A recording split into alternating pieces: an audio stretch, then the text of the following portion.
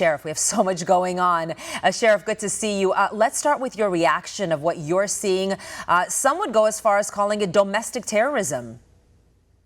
Well, if you look at the actions that we saw last night, particularly when you had the CHP vehicles on the 101 freeway and you had people on the overpasses hurling chunks of concrete at them, those are acts of domestic terrorism. I got to call it what it is.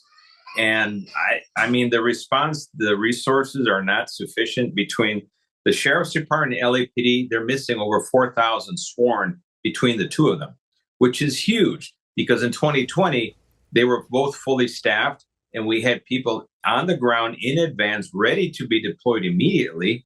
And this past weekend, none of that happened. Everything was a delayed reaction. It was far too small. We were taking a live look at pictures, too, out of Los Angeles. There's another group gathering somewhere. They're blocking roads right now. You see a chopper. I'm looking over there because I have my camera. That's creating a mess for people trying to get in and out of, office buildings in downtown Los Angeles. We hear from the politicians on the left blaming President Trump, but ICE is just enforcing the law. Trump didn't even employ the National Guard until after the mayhem. And then, the officers who are being assaulted. No, that is very, very true. And the fact is, had local law enforcement went to the aid of the officers being assaulted, the federal officers, as soon as it happened, I don't think you would have seen the deployment of the National Guard. They would have nipped this in the bud early on. When it was allowed to grow and grow, at some point, then it takes a life of its own. And now you have what you're seeing on the streets right now, all this chaos and dysfunction.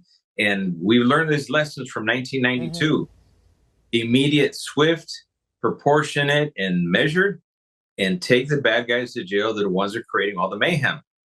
And that when that doesn't happen, bad things follow, always. What do you make of this narrative of mostly peaceful, as we're seeing bricks being thrown at police cars being set on fire. We saw the Waymo cars, looters, the attacking of the ICE agents. They're blocking freeways, they're blocking roadways. I mean, the 101 freeway, I grew up in Los Angeles. The 101 freeway, if even one lane is closed, it's a disaster.